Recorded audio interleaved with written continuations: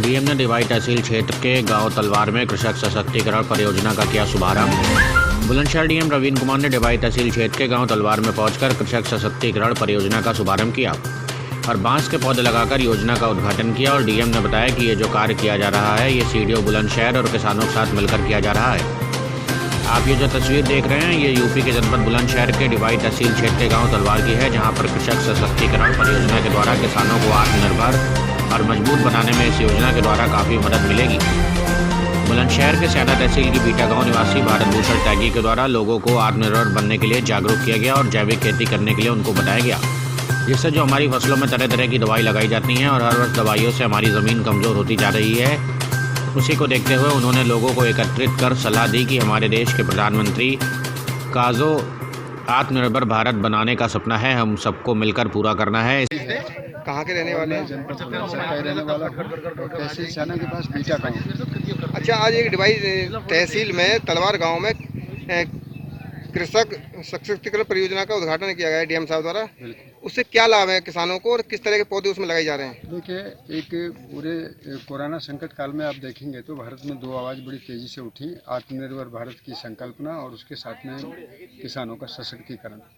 इसका सीधा उद्देश्य ये था कि किसानों की आमदनी कैसे बढ़ाई जाए और जो किसान एक फसल खेती कर रहे हैं, एक फसली खेती कर रहे हैं, उसके स्थान पर उनको 5-6 फसलों की खेती कराया जाए और उनको सीधा बाजार तक कैसे जोड़ा जाए, इसके लिए जैविक खेती एक माध्यम है।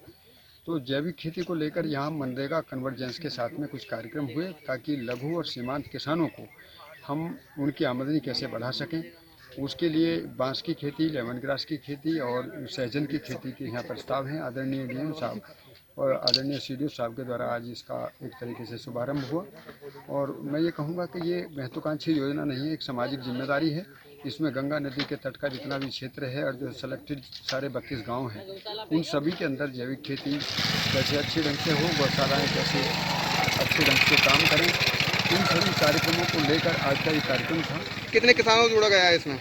इसमें लगभग तलवार गांव के ही 67 किसान हैं जिनको चयनित किया गया है और इसके साथ साथ लगभग 1000 एकड़ ज़मीन से ज़्यादा क्षेत्रफल में लगभग 1000 से ज़्यादा किसानों को चिन्हित किया गया है 32 गाँव में और उसके आधार पर उनको एक एकड़ ज़मीन में ये खेती कराई जाएगी। अगर पर ईयर की बात करें तो सालाना कितनी आमदनी है? उसमें आमदनी का जरिया ये है कि जो 5-6 फसल बराबर 7-7 किसान लगाते हैं और उनको अभ्यास हो जाता है तो 4 लाख तक आसानी से आमदनी जाती है और जो आज की खेती से कम भी 5-6 गुना ज़्यादा है। सर, आज एक कृषि सशक्तिकरण परियोजना का उद्घाटन किया गया है, क्या इस योजना से लाभ है और क्या क्या इसमें चीज़ें लाई जा रही हैं?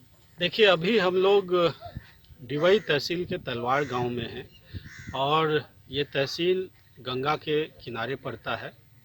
3 तहसीलें हमारे यहाँ स्याना, अनूपसर और डिवाई। यहाँ हमारा टारगेट है कि ज़्यादा से ज़्यादा ऑर्गेनिक फार्मिंग हो, जैविक कृषि हो और ऐसी कृषि हो जिसमें न तो रासायनिक खाद का उपयोग हो, न ही जो उर्वरक होता है उसका भी उपयोग नहीं हो। क्रॉप कॉम्बिनेशन से हम लोग प्रोडक्शन बढ़ा के किसानों का इनकम बढ़ाना चाहते हैं। उसमें हमारे यहाँ सीडीओ साहब ने मनरेगा से ये प्रोजेक्ट ले रखा है, जिसमें अभी हम लोगों ने बांस के पौधे लगाए। बांस के पौधे और लेबर कंपोनेंट मनरेगा से आएगा और हमारे यहाँ भारत भूषण त्यागी जी खड़े हैं, इनको ऑर्गेनिक फार्मिंग में पद्मश्री भी मिला हुआ है। इन्होंने पिछले 20-30 साल में बहुत सारे क्रॉप कॉम्बिनेशन बनाए हैं जिसमें बिना किसी प्रकार के खाद, चाहे उर्वरक हो या रासायनिक खाद हो, बिना खाद के कई गुना ज़्यादा पैदावार होती है कॉम्बिनेशन ऑफ क्रॉप से। जैसे यहाँ पे अभी हम लोगों ने इस गांव में 67 किसानों को चूज किया है, लघु और सीमांत, जिनके पास 1-1 एकड़ ज़मीन बताए गए हैं और उसमें हम लोग 4 कॉम्बिनेशन कर रहे हैं। अभी बांस लगाए हैं, फिर लेमन ग्रास लगाएंगे, सहजन लगाएंगे। उसके बाद उसके साथ साथ यहाँ पे आपने देखा उड़द का दाल है, उधर कुछ और भी चीज़ें हैं। तो इससे सब मिला के, जैसा कि भारत भूषण त्यागी जी ने बताया है और ये करते आ रहे हैं कई सालों से, कि 1 एकड़ में मिनिमम सालाना 4 लाख रुपए का इनकम होगा और ये करते आ रहे हैं। हमने इनका फार्म भी विजिट किया है तो हमें लगता है 4 लाख का 1 एकड़ में 4 लाख, मान लीजिए नहीं भी 50% भी हो, 2 लाख भी आए तो किसानों के इनकम में एक बहुत अच्छा बूस्टअप होगा और यहाँ की इकोनॉमी सुधरेगी, नंबर 1। नंबर 2, अभी भारत सरकार नमामि गंगे प्रोजेक्ट चला रही है जिसमें अविरल और निर्मल गंगा का कॉन्सेप्ट है। निर्मल गंगा मतलब पॉल्यूशन फ्री गंगा, और जितना आप रासायनिक खाद यूज करेंगे उतना ज़्यादा रासायनिक खाद जो है ये पानी के साथ घुल के नदी में जाती है, उससे फिर पॉल्यूशन बढ़ता है। तो उसको हम लोग रासायनिक खाद बंद करवा के गंगा की निर्मलता में भी यहाँ के लोगों का सहयोग रहेगा, जिसको कि भारत सरकार के मनरेगा योजना से फंडेड है और हम लोग इसको तेज़ी से करवा रहे हैं। अब आप लोगों से अपील है कि इसको ज़्यादा से ज़्यादा फैलाइए और किसानों को बताइए, तो ज़्यादा से ज़्यादा किसान इसमें मिलेंगे, सम्मिलित होंगे, ज़्यादा से ज़्यादा ऑर्गेनिक फार्मिंग होगी और एरिया की प्रॉस्पेरिटी बढ़ेगी।